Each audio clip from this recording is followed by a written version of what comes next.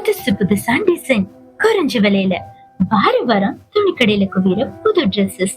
இதுதான் நம்ம first fashion நினைக்கிறோம்.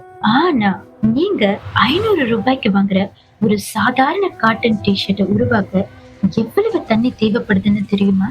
சுமார் 2700 லிட்டர். அதாவது ஒரு மனுஷனோட 3 வருஷத்துக்கு தேவையான குடிநீர். உங்க அலமாரியில் இருக்க துணிகளுக்காக இங்க பல கிராமங்களோட நிலத்தடி நீர் புரிஞ்சப்பட்ட மக்கள் தாகத்துல தவிக்கிறது தான் கசப்பான உண்மை. பெரிய ஆடை நிறுவனங்கள் தங்களோட தொழிற்சாலைய பெரும்பாலும் வறட்சியால பாதிக்கப்பட்ட அல்லது ஏழை கிராமங்களுக்கு அருகில தான் அமைக்கிறாங்க. ஏன் தெரியுமா? அங்க நிலத்தடி நீரை உறிஞ்சிறது ரொம்பவே எளிதான ஒரு விஷயம். ஆயிரக்கணக்கான அடி ஆழத்துக்கு போர்வெல் போட்டு அந்த கிராமத்தோட ஒட்டுமொத்த வாழ்வாதாரமான நீர் எந்த நிறுவனங்கள் திருடுறாங்க. அங்க கிணறுகள் வற்றி போகுது, விவசாயம் அழிஞ்சு போகுது. ஆனா தொழிற்சாலைகள்ல மட்டும் இயந்திரங்கள் ஓடிக்கிட்டே இருக்கு.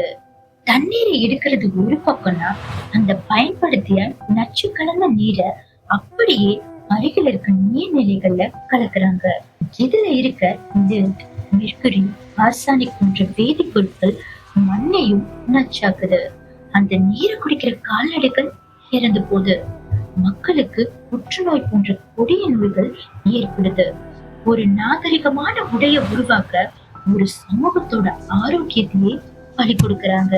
நம்ம பயன்படுத்துற பாலிஸ்டர் துணிகளை ஒரு முறை துவைக்கும் போது லட்சக்கணக்கான மைக்ரோ பிளாஸ்டிக் தண்ணியில கலக்குது.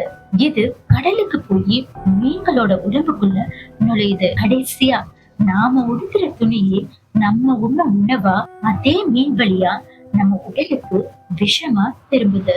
ஒவ்வொரு வருஷமும் 100 பில்லியன் ஆடைகள் உற்பத்தி செய்யப்படுது. இதுல வெறும் 30% துணிகள் ஒரு முறை கூட விற்கப்படாம அப்படியே குப்பையில கொட்டப்படுது. சிலியில இருக்க அடகாமா பாலைவனம் இன்னைக்கு பயன்படுத்தாத பழைய துணிகளோட மிகப்பெரிய குப்பை மேடா மாறி இருக்கு. இந்த கார்ப்பரேட் நிறுவனங்களுக்கு லாபம் மட்டுமே குறிக்கோள். மனித உயிரோ அல்லது சுற்றுச்சூழல் என்பதோ அவங்களோட அகராதியிலேயே இல்ல. வறட்சியால மக்கள் ஊரை விட்டு போனா கூட துணி உற்பத்தி மட்டும் நிக்கிறதே இல்ல. நாம விலை குறைவா வாங்குறோம்னு நினைக்கிற ஒவ்வொரு ட்ரெஸ்ஸுக்கு பின்னாடியும் உண்மையிலேயே அது இயற்கையிடமிருந்து திருடப்பட்ட ஒரு சொத்து. இதுக்கு தேவைதான் என்ன?